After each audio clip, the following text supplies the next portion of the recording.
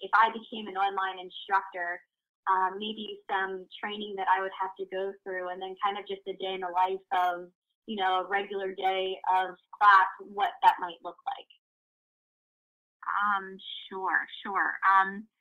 To get you, you know, up and running, K-12 and the school both partner to provide the training that our new teachers need. And so they're trained on things like this tool, you know, that you're in right now, how to use that.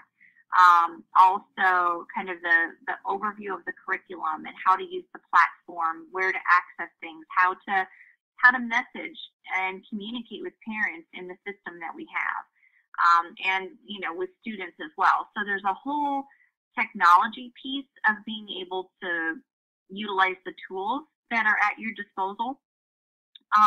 And then there's also, you know, a part of the component with the school where, you know, we feel it's very important that our new teachers understand our culture and that we are student-centric, for example, you know, in our purpose statement.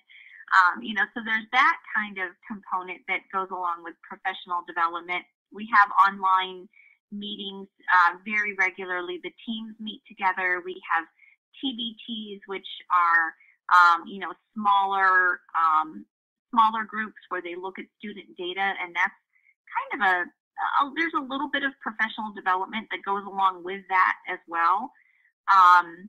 So there's, you know, there's all of that going into play for a teacher being ready to, you know, to actually teach. And then, you know, so that's definitely built into a teacher's work week. And you know, the typical week, you know, is meant to be designed between 8 and 5.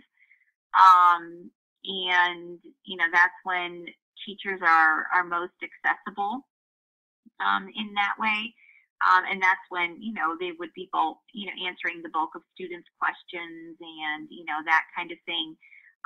You know, do teachers need some extra time for grading or that kind of thing? That's not unusual in any, you know, any education field, right?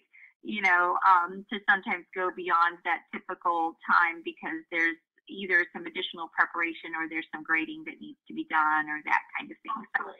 So that happens. Yes, you know, that's being, you know, the life of a teacher. And then there are, yeah, I mean, there's the actual instruction that's going on in the teacher's day as well. You know, so out of that typical 8-hour, you know, work day, they might have one class, they might have 4 or 5 classes that they're actually, you know, instructing throughout the day. Sometimes there might be a little bit more because, again, if a teacher sees a need and they need to work one-on-one with a student online, or, you know, they're grouping, you know, 5 students together who really didn't master this concept, you know, that they just covered, they're going to schedule some additional time to be able to support those students. So it can be very fluid in that way too.